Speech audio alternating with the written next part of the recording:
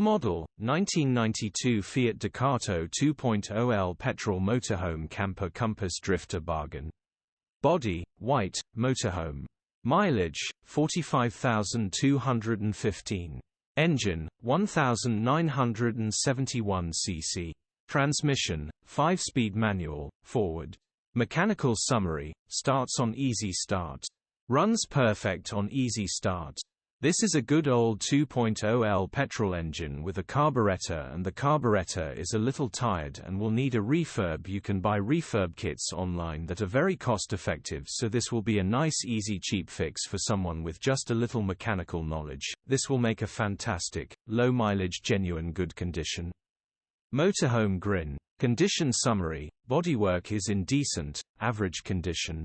Interior is very clean. Lovely and clean inside. This is a 4-berth with a double bed over the cab and a seating area for 4 that turns into another double bed. It's a home away from home with a fully functioning kitchen and shower room with toilet.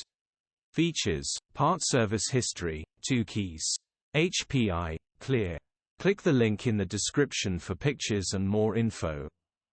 Alternatively, call or WhatsApp us on 07401199723.